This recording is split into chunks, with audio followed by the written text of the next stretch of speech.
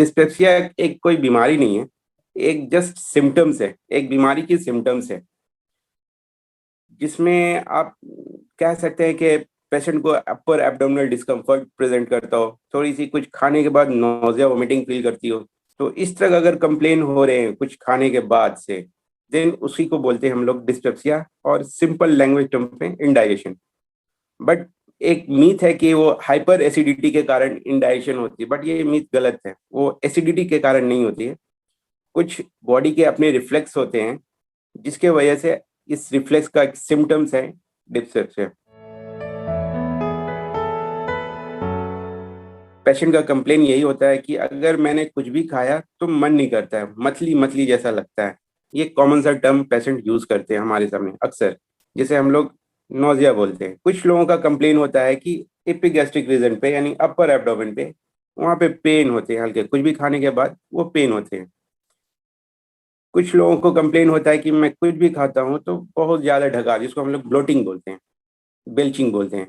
और कुछ लोगों का कंप्लेन होती है कि मेरे पेट में बहुत आवाजें चलती हैं, जिसको हम लोग ब्लोटिंग कहते हैं। तो इस तरह से पेशेंट प्रेजेंट करते हैं। या तो ज्यादा मोस्ट कॉमनली प्रेजेंटेशन होता है पेशेंट का नोजिया, जिसमें 80% के आसपास लोगों का कंप्लेन पहला यही होती है, then vomiting, then belching, then bloating. ये एक डिस्पेप्सिया का पहला सिम्टम्स है।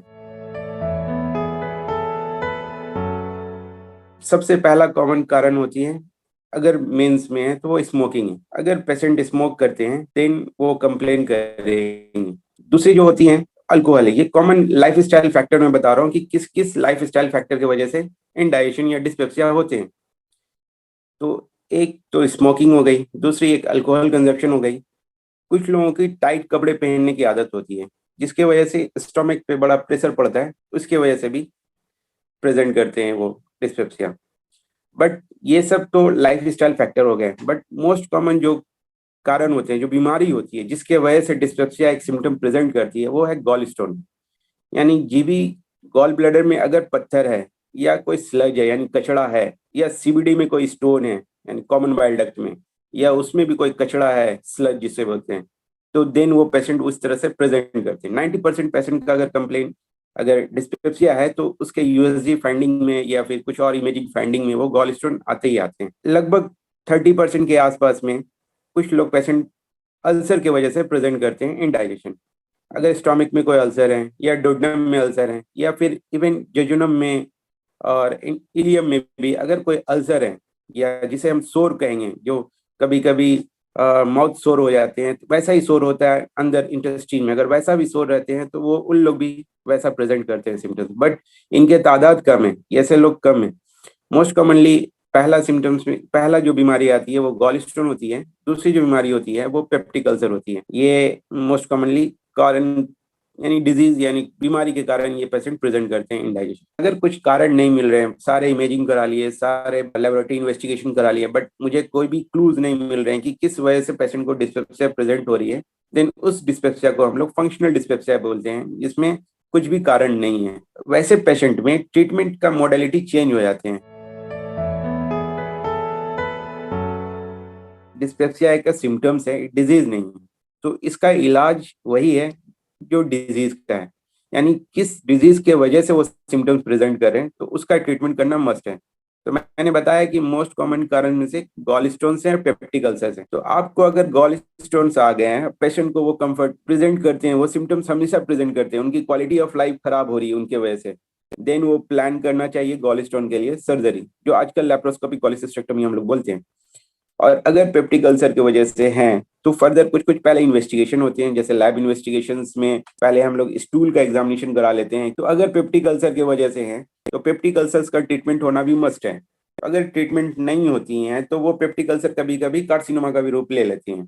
और अगर गॉल स्टोन्स भी हैं और आप इलाज नहीं करा रहे हैं, पेशेंट अगर सिम्टम्स को बर्दाश्त करते जा रहे हैं, देन कभी कभी वो जीबी कार्सिनोमा में, गॉल ब्लैडर कार्सिनोमा में चेंज हो जाते हैं। तो ऐसा होता है। तो ये सब सिम्टम्स को भी कभी हल्के में नहीं लेना चाहिए, अर्जेंटली या फिर कभी भी अपना एक रूटीन कंसल्टेंसी अपने डॉक्टर से, जो भी हैं गैस्ट्रो कंसल्टेंट, उनसे लेकर एक मशवरा कर लेना चाहिए और रूल आउट कर लेना चाहिए कुछ वैसी बीमारी तो नहीं है। अगर है तो उसको पहले हटा लेना होगा। अगर ये सब कारण नहीं है, किसी और कारण वजह से, जैसे मान लेते हैं अल्कोहल की वजह से है, मान लेते हैं कि सिगरेट स्मोकिंग की वजह से है, टाइट कपड़े पहन रहे हैं उसके वजह से है, या आप बहुत सारी टेंशन ले रहे हैं, बहुत स्ट्रेस में है, क्योंकि स्ट्रेस में भी जो स्टमक का जो सेक्रीशन है वो कम हो जाते हैं, जिसकी वजह से सिम्टम्स एग्रेवेट हो जाते हैं।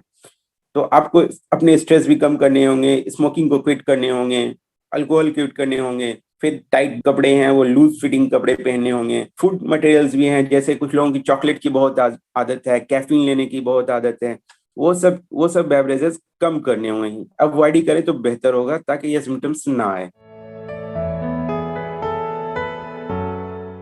बिल्कुल छोड़ने के लिए तो सिर्फ और सिर्फ स्मोकिंग है और वो अल्कोहल है। बाकी सिम्टम्स अगर हैं तो ये सब चीज कम करनी है। जैसे कुछ स्पाइसी फूड्स हैं, तो वो तेल मसालेदार फूड्स हैं, जो बहुत ज्यादा मसाला, जो हल्के मसाले में जो घर में बनते हैं उससे कोई दिक्कत नहीं है, बट जो स्ट्रीट फूड्स हैं जो बहुत ज्यादा मसाले में बनते हैं वो सब आपको अवॉइड करने होंगे। वैसे फूड्स जिसके जिसके कंटेंट एसिडिक एसिड्स है और सिट्रस एसिड्स है, जैसे नारंगी वगैरह, वो सब का आपको कंजप्शन कम करने होंगे, लेमू वगैरह का कंजप्शन कम करने होंगे, जैसे ओनियन है, गार्लिक है, ये सब भी आपको कम करने होंगे अपने खाने में, तभी जाके थोड़े से सिम्टम्स आपके रिजॉल्व होंगे, नहीं तो फिर वो परसिस्ट करेंगे हमेशा।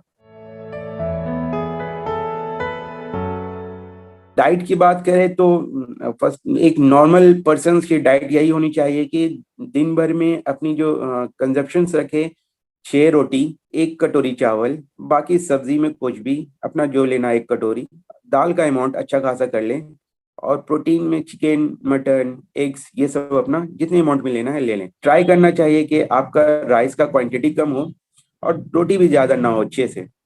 और कभी भी खाना जल्दी ना खाएं, यानी क्विकली नहीं खाएं और ज्यादा नहीं खाएं।